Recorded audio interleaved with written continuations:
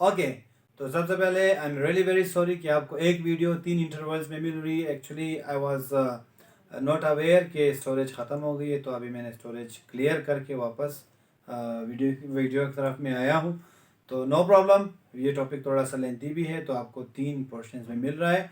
Do watch all of the videos. अच्छा, तो हमने कोऑर्डिनेट कंजंक्शन पढ़ा, फिर उसके बाद सबऑर्डिनेट कंजंक्शन स्टार्ट किया। सबऑर्डिनेट कंजंक्शन में हमने ये पढ़ा कि subordinate conjunction is used to connect two dependent clauses, two or more than two dependent clauses। यानी ये किस चीज के लिए यूज होगा? डिपेंडेंट क्लॉजेज, या एक इंडिपेंडेंट क्लॉज भी हो सकता है और दूसरा डिपेंडेंट भी हो सकता है। यानी एक इंडिपेंडेंट दूसरा डिपेंडेंट क्लॉज ये भी हो सकते हैं, या दोनों डिपेंडेंट हो ये भी हो सकते हैं। ठीक है, अब मैं कहता हूँ for example we drink, what I say, we drink that we live, we drink what do we drink? अब ये क्वेश्चन ऑफ फैक्ट है ना, कि अब मैं कहता हूँ कि I drink what, I drink water, I drink milk और what। ठीक है, तो ये हमें क्लियर सेंस नहीं दे रहा, लेकिन मैं क्या कहता हूँ कि I drink that I live या we drink that we live, तो ये कंप्लीट सेंस दे रहा है। तो वी लिव, वी ड्रिंक, ये दो सबऑर्डिनेट क्लॉजेस है जो कंबाइन हो रहे हैं किस चीज़ के थ्रू? दैट के थ्रू। तो दैट आपके पास जो है वो एक सबऑर्डिनेट कंजंक्शन है। इस तरह की जितने भी हमारे पास एग्जांपल्स होंगे वो सारे सबऑर्डिनेट कंजंक्शंस के होंगे। सबऑर्डिनेट कंजंक्शन के कुछ काइंड्स है, जैसे हमने कोऑर्डिनेट कंजंक्शन के काइंड्स पढ़े, तो सबऑर्डिनेट कंजंक्शन के भी कुछ काइंड्स है। The very first one is time. Subordinate conjunction को जब हम लेते हैं तो फिर हम लोग इसका एग्जांपल टाइम से ले सकते हैं। टाइम जो है ये एक सबऑर्डिनेट कंजंक्शन है, मतलब ये है कि सबऑर्डिनेट कंजंक्शन जो है वो हमें टाइम दिखाएगा initially.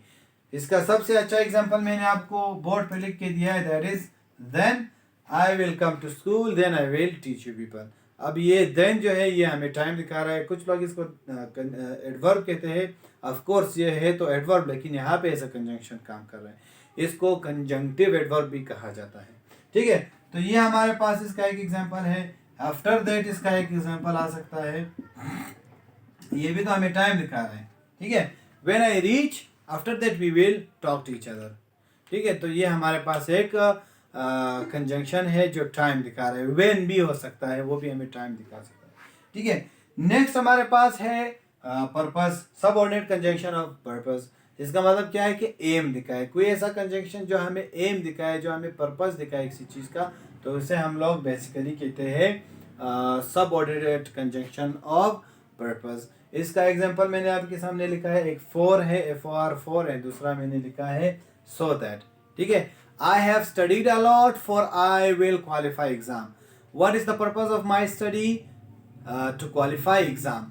I have studied a lot so that I will qualify CSS exam. It means के सो दैट जो है वो पर्पस में आ जाता है कि मेरा पर्पस क्या है, CSS एग्जाम क्वालिफाई करना मेरा पर्पस है मेरे स्टडी का। नेक्स्ट हमारे पास है रिजल्ट। रिजल्ट का तो मतलब ये है कि आप हर चीज़ का जो है हमें रिजल्ट मिलता हो, यानी कोई ऐसा कंजंक्शन जो हमें रिजल्ट दिखा है, कंसिक्वेंसेस दिखा है, इस तरह के कंजंक्शन को हम नाम देते हैं सबऑर्डिनेट कंजंक्शन ऑफ रिजल्ट। इसका एग्जांपल हमारे सामने है दैट की शक्ल में, एज अ रिजल्ट भी कह सकते हैं। ये जो एग्जांपल मैंने लिखा है we drink that we live, तो ये रिजल्ट है, सबऑर्डिनेट कंजंक्शन ऑफ रिजल्ट है। we drink that we live, what is result of our drinking? that we live। ठीक है, so that that we live भी कह सकते हैं, as a result we live भी कह सकते हैं, दोनों का जो है सिमिलर मीनिंग आ जाता है। नेक्स्ट हमारे पास है कंडीशन। कंडीशन का मतलब क्या है कि the conjunction which is used to show condition to us, जो हमें कंडीशन दिखा रहा हो कि अगर कुछ करना है तो उसके लिए ये चीज लाजमी है। If I play well I will win the match. तो इसके एग्जांपल में हमारे पास आता है if, would that, provided that, providing that, XYZ, इस तरह के जितने भी हैं ये सारे इसके एग्जांपल में आ जाते हैं। ठीक है, नेक्स्ट हमारे पास है कंसेशन, इसका नेक्स्ट काइंड है कंसेशन। कंसेशन का मतलब ये है कि रियायत, यानी कुछ ऐसे कंजंक्शंस जो कंसेशन का कॉन्सेप्ट हमें दे, तो उसे हम लोग सबऑर्डिनेट कंजंक्शन ऑफ कंसेशन कहते हैं। इसका एग्जांपल हमारे पास दो है, ऑल दो है, एक्सेट्रा, इस तरह के जितने भी है। दो he has apologised I will not leave him, दो ही हैज अपोलोजाइज्ड, ठीक है, दो हत्ता कि उसने माफ़ी मांगी लेकिन मैं फिर भी उसको नहीं छोड़ूंगा। इट मीन्स के हम लोग वहाँ पे क्या यूज़ करेंगे, दो यूज़ करेंगे एज अ सबऑर्डिनेट कंजंक्शन। इसके साथ मैं आपको एक कॉमन मिस्टेक बता दूँ इस चीज़ का, ख़ासकर कंसेशन जब यूज़ होता है तो लोग इसके साथ एक बहुत ही कॉमन मिस्टेक करते हैं। Let me tell you people that thing, दो he has apologized, ये है, but I will not leave him। अब यहाँ पे मिस्टेक क्या है जो सेंटेंस करेक्शन में भी अक्सर आता है, mistake is this but.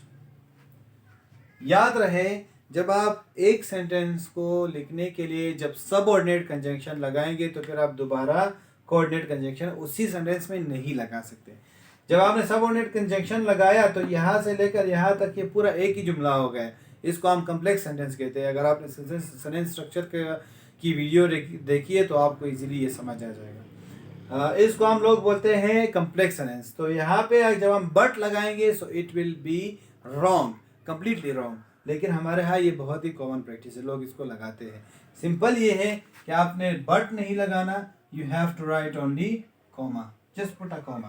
Comma हम क्यों लगा रहे हैं, क्योंकि जब हम दो क्लॉजेस को या दो स्टेटमेंट्स को कंबाइन करते हैं थ्रू कंजंक्शन, अगर हमने कंजंक्शन को स्टार्ट में लिखा है तो फिर हम एक पोर्शन के बाद कॉमा लगाएंगे, लेकिन अगर हम कंजंक्शन को बीच में लगाएंगे फिर कॉमे की भी जरूरत नहीं होती। This is what we call subordinate conjunction of concession. ये केस तो सब में होगा, सिर्फ सबऑर्डिनेट कंजंक्शन नहीं, कॉमे वाला केस। अभी कंडीशन में if I play well comma लगेगा, I will win the match comma आएगा, I will win the match if I play well, फिर कॉमा नहीं लगेगा क्योंकि इफ को हमने बीच में लिख दिया। ओके, लास्ट हमारे पास जो कंजंक्शन है that is subordinate conjunction of reason, ठीक है। The conjunction which is used to show reason or cause, it is called subordinate conjunction of reason। इसका एग्जांपल हमारे पास है because, because है, because of है, cause of है, ठीक है। तो due to है, owing to है, ये सारे इसके एग्जांपल्स हो सकते हैं। because ये सब हमें क्या दिखा रहे हैं, reasons दिखा रहे हैं। तो कॉमनली हम ये सब यूज करते हैं लेकिन हमें इनका पता नहीं होता। अब मैं आपको इसकी जो रिलेशनशिप है विद ऐसे वो मैं आपको थोड़ा सा बता दूं ताकि आप लोगों को क्लियर हो। याद रहे जब भी हम लोग ऐसे लिखते हैं तो ऐसे में हम मुख्तलिफ आइडियाज़ डिस्कस करते हैं, यानी कोई भी ऐसे हो किसी भी पॉइंट पे हो तो उसके हवाले से हम मुख्तलिफ आइडियाज़ रखते हैं। Pros and cons of globalization, ये हमारे पास एक ऐसे थी 2021 के CSS में आई थी। अब अगर आपने pros and cons of globalization बतानी है, एडवांटेजेस एंड डिसएडवांटेजेस की बात हो रही, तो अब अगर हम एडवांटेजेस बता रहे हैं तो एक आइडिया आपके पास ये होगा कि इसने हमारे टाइम को शॉर्ट किया है, कनेक्टिविटी लाई है, 2 आइडियाज़ हो गए, ठीक है, ट्रेवल आसान हो गया, 3 आइडियाज़ हो गए। मतलब इस तरह से जो है हम रिलेशंस मेंटेन रख सकते हैं ईजिली, 4 आइडियाज़ हो गए। तो अब ये सारे आइडियाज़ हैं। अब इन आइडियाज़ को आप क्या करना है, आपने क्या करना है, आपने एक दूसरे के साथ कनेक्ट रखना है। तो उन कनेक्शन के लिए आपके पास ट्रांजिशनल वर्ड्स होने चाहिए। Transitional words basically means glue words, means the words that connect different ideas. तो डिफरेंट आइडियाज़ को जो है जब आप उनमें कोहेरेंस लाना चाहेंगे, उनको कनेक्टिविटी इनमें लाना चाहेंगे, तो फिर वहाँ पे आप क्या करेंगे, वहाँ पे आप कंजंक्शन का इस्तेमाल करते हैं। जब आपको प्रॉपर कंजंक्शन का पता होगा तो आप इजीली कर सकते हैं। अगर कहीं पे हमें रीज़न की ज़रूरत है और आप वहाँ पे रिजल्ट यूज़ करेंगे so it will definitely be incorrect. अगर कहीं पे हमें कोऑर्डिनेट की ज़रूरत है, आप वहाँ सबऑर्डिनेट कंजंक्शन यूज़ करेंगे, it will definitely be incorrect, ठीक है।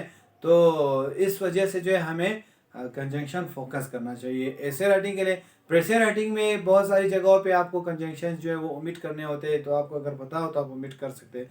और बहुत सारी जगहों पे आपने स्पेसिफिक कंजंक्शन लगाने होते हैं, तो अगर आपको पता हो तो आप उसको लगा सकते हैं। और कंप्रिहेंशन राइटिंग में जो कंपोजिशन पेपर CSS में होता है उसमें भी यही चीज़ है कि आपको पता हो कि कौन सा वर्ड कंजंक्शन का काम कर रहा है, यानी कौन सा वर्ड कौन सा कंजंक्शन है, कोऑर्डिनेट है, सबऑर्डिनेट है, और वो सेंटेंस को कंप्लीट कर रहा है या सेंटेंस को आगे ले जा रहा है। फिर उसके मुताबिक आप उस आइडिया के आंसर को ढूंढ सकते हैं इन द पैराग्राफ। तो मतलब ये है कि अगर आप इस टॉपिक को फोकस करेंगे you will understand a lot of things, different things, ठीक है। तो आई होप कि आप लोगों को समझ आया होगा। फिर भी अगर आपके जहन में कोई क्वेश्चन हो तो फिर वही स्टेटमेंट है, विया व्हाट्सएप आप पूछ सकते हो, ईमेल पूछ सकते हो, वो आपके लिए वो आप पे डिपेंड कर रहा है। इसके अलावा हमारा एक व्हाट्सएप ग्रुप है जिसमें हम CSS और PCS और PMS से रिलेटेड डेली बेसिस पे जो है वो नोट्स भी शेयर करते हैं और मुख्तलिफ लेक्चर्स भी शेयर करते हैं। तो अगर आप वो व्हाट्सएप ग्रुप ज्वाइन करना चाहते हैं तो भी आप थ्रू व्हाट्सएप हमें कांटेक्ट कर सकते हैं और आपको उस ग्रुप में ऐड किया जाएगा। मेल्स के लिए अलग ग्रुप है और फीमेल्स के लिए अलग ग्रुप है, so all of you can join us. Thank you so much. At the end again subscribe and share with your friends so then the whole community can get profit from these services. Thank you so much. Allah Hafiz.